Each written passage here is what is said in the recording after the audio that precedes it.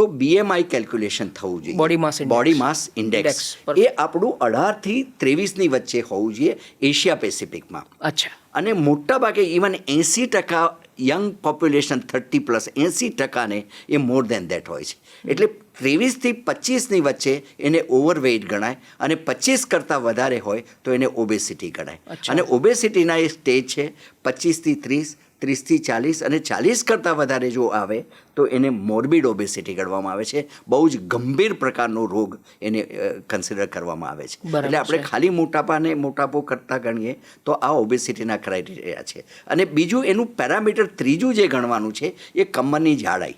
તમે નાભી લેવલે કમરની ગોળાઈ જો માપો તો સ્ત્રીઓની અંદર 80 સેન્ટીમીટરથી વધારે ના હોવી જોઈએ. અચ્છા. અને પુરુષોની અંદર 90 સેન્ટીમીટરથી વધારે. આ માપદંડ છે, આ માપદંડ છે દુનિયાનો. ઓકે.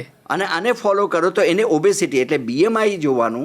ઇફ ઇટ ઇઝ 23+, અને તમારું પેટની ગોળાઈ પુરુષમાં 90 સેન્ટીમીટરથી વધારે અને સ્ત્રીઓમાં 80 સેન્ટીમીટરથી વધારે, તો આ બે પેરામીટર્સ એ અત્યારે સ્ટેમ્પ્ડ આઉટ થયેલા દુનિયાભરના છે. અને હવે ત્રીજું પેરામીટર આવ્યું છે એ હવે બોડી એનાલાઇઝર આવ્યું છે કે જેમાં ફેટનું પ્રમાણ કેટલું આ છે, એક મશીન આવે એની પર ઉપર એમાં એ કરવાનું છે. આખું એનું કેલ્ક્યુલેશન જ આવે. તમે ગૂગલ પર મારશો તો BMI એટલે તમારી હાઇટ, બોડી અને એનો ભાગાકાર કરવાનો હોય છે. એટલે એનાથી તમારું લખાઈને આવી જશે કે તમારું 23 છે, 25 છે, 28 છે કે 30 છે.